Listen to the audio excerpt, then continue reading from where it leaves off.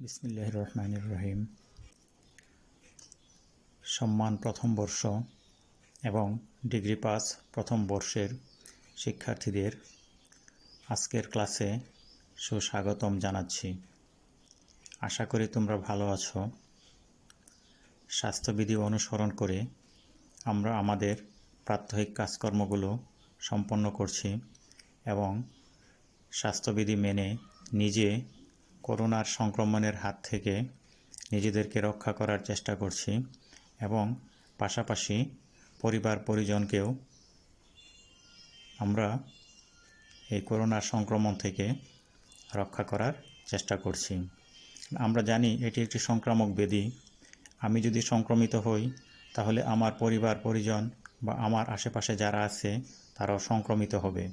তাই নিজেকে স্বাস্থ্যবিধি অনুসরণ করে চলতে হবে এবং আশেপাশে যারা আছে তাদেরকেও স্বাস্থ্যবিধি অনুসরণে উদ্বুদ্ধ করতে হবে। সুপ্রিয় শিক্ষার্থীবৃন্দ, আমরা আজকের এই লেকচারে আমরা আলোচনা করতে চাই adjustment process and completing the accounting process এই অধ্যায় নিয়ে। এই অধ্যায়ের শুরুতেই আমরা যে আলোচনাটি করতে চাই সেটি হলো বেসিস অফ অ্যাকাউন্টিং, অর্থাৎ হিসাব বিজ্ঞানের ভিত্তি। হিসাব বিজ্ঞানের ভিত্তি হলো দুটি। একটি হলো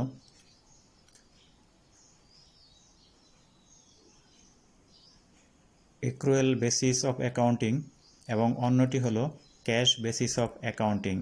অ্যাক্রুয়াল বেসিস অফ অ্যাকাউন্টিং এর বাংলা হলো বকেয়া ভিত্তিক হিসাব রক্ষণ পদ্ধতি, আর ক্যাশ বেসিস অফ অ্যাকাউন্টিং এর অর্থ হলো নগদান ভিত্তিক হিসাব পদ্ধতি। আমরা যে হিসাব সংরক্ষণ করি এই হিসাবগুলো দুটির যে কোনো একটি পদ্ধতিতেই সংরক্ষণ করা হয়ে থাকে। তবে আমরা আমাদের যে হিসাব সংক্রান্ত কার্যক্রমগুলো সম্পন্ন করে থাকি সেগুলো অ্যাক্রুয়াল বেসিস অফ অ্যাকাউন্টিং অর্থাৎ বকেয়া ভিত্তিক হিসাব পদ্ধতির মাধ্যমেই সম্পন্ন করে থাকি। এখন বকেয়া ভিত্তিক হিসাব পদ্ধতিটি কি? যখনই কোনো লেনদেন সংগঠিত হয় সেই সংগঠিত লেনদেনগুলোকে হিসাবভুক্ত করতে হয়। বকেয়া ভিত্তিক হিসাব পদ্ধতির মূল কথা হলো লেনদেন সংগঠিত হলেই আমরা লিপিবদ্ধ করব, সেটি নগদে হোক অথবা বাকিতে হোক। যদি নগদে লেনদেনটি সম্পন্ন হয় তাহলেও হিসাবভুক্ত হবে, যদি বাকিতে লেনদেনটি সম্পন্ন হয় তাহলেও হিসাবভুক্ত হবে। অর্থাৎ এই বকেয়া ভিত্তিক হিসাব পদ্ধতিতে নগদ এবং বকেয়া সব রকমেরই লেনদেনসমূহ হিসাবভুক্ত হবে। পক্ষান্তরে ক্যাশ বেসিস অফ অ্যাকাউন্টিং অর্থাৎ নগদান ভিত্তিক হিসাব পদ্ধতি, এই পদ্ধতিতে শুধুমাত্র নগদ লেনদেনসমূহই হিসাবভুক্ত হবে। অর্থাৎ যখনই কোনো ধরনের অর্থ প্রদান বা প্রাপ্তি হবে তখনই হিসাবভুক্ত হবে। অন্যথায় এই নগদান ভিত্তিক হিসাব রক্ষণ পদ্ধতিতে হিসাবসমূহ অন্তর্ভুক্ত হবে না। তো এই বেসিস অফ অ্যাকাউন্টিং অর্থাৎ হিসাব বিজ্ঞানের ভিত্তির উপর ভিত্তি করেই আমাদের অ্যাডজাস্টিং বা সমন্বয় দাখিলাসমূহ প্রস্তুত করা হয়ে থাকে। তো আমাদের সমন্বয় দাখিলা সংক্রান্ত আলোচনায় আমরা শুরুতেই বলতে চাই সমন্বয় দাখিলা কি বা সমন্বয় দাখিলা বলতে আমরা কি বুঝি। একটি নির্দিষ্ট হিসাবকাল শেষে কোনো প্রতিষ্ঠানের প্রকৃত আয় ব্যয়, সম্পদ দায় এবং মালিকানা সত্ত্ব নির্ণয়ের জন্য যে দাখিলা প্রদান করা হয় তাকে সমন্বয় দাখিলা বলে। একটি নির্দিষ্ট হিসাবকালের শেষে আমরা জানি আমাদের হিসাবকাল সাধারণত 1 বছর হয়ে থাকে। এটি 6 মাস হতে পারে, 3 মাস হতে পারে, 1 মাসও হতে পারে, তবে সাধারণত এটি 1 বছর হয়ে থাকে। এই হিসাবকালের শেষে কোনো প্রতিষ্ঠানের প্রকৃত আয় ব্যয় অর্থাৎ আয়ের সঠিক পরিমাণ বা ব্যয়ের সঠিক পরিমাণ, সম্পদ, দায় এবং মালিকানা সত্ত্বের সঠিক পরিমাণ নিরূপণের জন্যই এই দাখিলা বা সমন্বয় দাখিলা প্রদান করা হয়। সমন্বয় দাখিলা বলতে আমরা মূলত বুঝি সমন্বয় জাবেদা। আসলে দাখিলা মানেই হলো জাবেদা। সমন্বয় সমূহের জন্য যে জাবেদা প্রদান করা হয় তাকে সমন্বয় জাবেদা বা সমন্বয় দাখিলা বলা হয়। সমন্বয় নিয়ে একটু কথা বলা যাক। সমন্বয় বলতে আমরা খুব সহজ করে বুঝি হয় কিছু যোগ করা, না হলে কিছু বাদ দিয়ে দেওয়া। সমন্বয় করা হয় কিছু যোগ করব, না হলে কিছু বাদ দিব।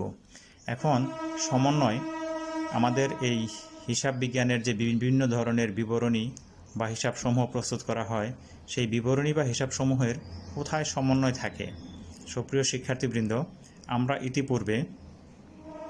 ইতিপূর্বে আমরা জাবেদা, খতিয়ান, রেওয়ামিল সংক্রান্ত আলোচনা করেছি বা এইগুলো সম্বন্ধে আমাদের ধারণা আছে। আরেকটি বিষয় তোমাদেরকে স্পষ্ট করে বলতে চাই, সেটি হলো আমাদের হিসাব বিজ্ঞান হলো একটি প্রক্রিয়া।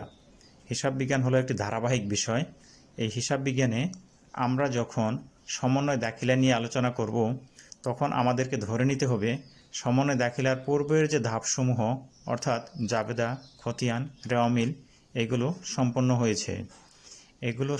হয়েছে ধরে নিয়েই আমাদেরকে সমন্বয় দাখিলা আলোচনা করতে হবে, যেহেতু একটি ধারাবাহিক প্রক্রিয়া। সেই জন্য আগের ধারাবাহিকতাগুলো সুসম্পন্ন হয়েছে ধরে নিয়েই আমরা আজকে সমন্বয় দাখিলা নিয়ে আলোচনা করব।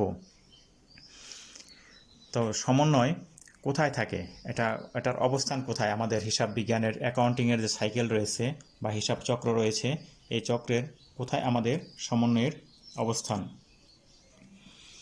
সমন্বয়ের অবস্থান হলো আমাদের হিসাব বিজ্ঞান শুরু হয় বা আমাদের হিসাব প্রক্রিয়া শুরু হয় জাবেদা দিয়ে, তারপরে আসে খতিয়ান, তারপরে আসে রেওয়ামিল। এই যে রেওয়ামিল থাকে, এই রেওয়ামিলে কিছু বিষয় বাদ পড়ে যায় অথবা কিছু বিষয় বেশি অন্তর্ভুক্ত হয়ে যায়। এই যে বিষয় বাদ পড়ে গেছে সেটিকে অন্তর্ভুক্ত করতে হবে, অথবা যে বিষয়টুকু বেশি হিসাবভুক্ত হয়েছে সেটুকুকে বাদ দিতে হবে। এই যে প্রক্রিয়াটা বা যে কাজটুকু, সেই কাজটুকুই হলো আমাদের সমন্বয়। এই সমন্বয়গুলো থাকে হলো রেওয়ামিলের পরে। সুপ্রিয় শিক্ষার্থীবৃন্দ, তোমরা তোমাদের উচ্চ মাধ্যমিক পর্যায়ে বা একাদশ এবং দ্বাদশ শ্রেণীতে এই সমন্বয় দাখিলা সংক্রান্ত আলোচনা দেখে এসেছ। সেখানে তোমরা দেখেছ একটি রেওয়ামিল থাকে, এই রেওয়ামিলের পরেই কিছু সমন্বয় দেওয়া থাকে। এই যে সমন্বয়গুলো থাকে, এটা থাকে হলো রেওয়ামিলের পরেই, লেখা থাকে সমন্বয় সমূহ। তাহলে আমরা দুটি বিষয় আশা করি স্পষ্ট হতে পেরেছি।